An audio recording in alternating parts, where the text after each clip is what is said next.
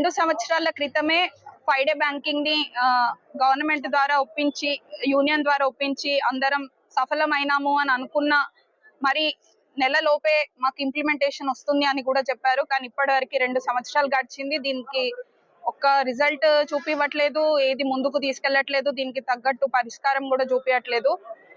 ప్రతి సంస్థలో సెలవులు అనేది ఖచ్చితంగా ఉంటాయి.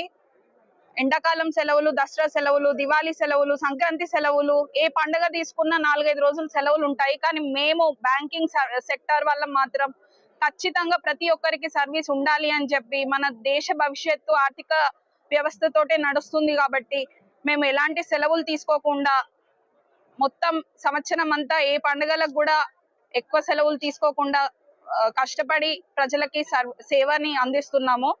ఇలాంటి మాకు ఆల్రెడీ 2 శనివారాలు సెలవు ఉన్నాయి, ఇంకా 2 శనివారాలు మాత్రమే సెలవులోకి వస్తాయి. దీనికోసం ఇంత పోస్ట్పోన్మెంట్ గవర్నమెంట్ చేయడం అనేది మేము ఒప్పుకోవట్లేదు. ఖచ్చితంగా మాకు ఈ స్ట్రైక్ తోటి గవర్నమెంట్ ఏదైనా ఒక డెసిషన్ తీసుకోవాలని కోరుకుంటున్నాము.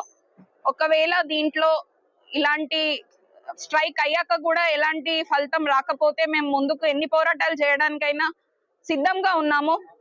ఖచ్చితంగా ఫ్రైడే బ్యాంకింగ్ అమల్లోకి వచ్చే వరకు మేము పోరాడుతూనే ఉంటాము. ఈ రోజు దేశవ్యాప్తంగా జరుగుతున్నటువంటి యూఓబీ ఇచ్చినటువంటి మన ఫ్రైడే బ్యాంకింగ్ కోసం మాకు ఈ రోజు స్ట్రైక్ జరగడం జరుగుతుంది.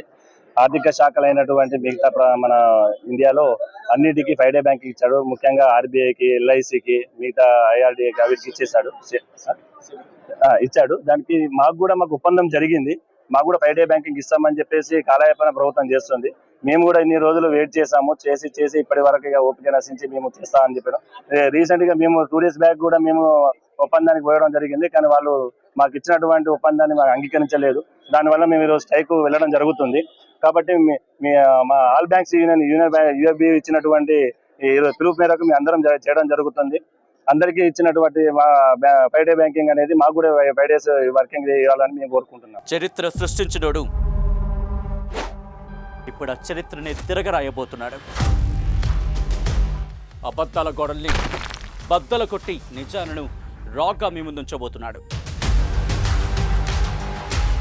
నిజమైన వార్తల కోసం వెంటనే డౌన్లోడ్ చేసుకోండి రా యాప్ని.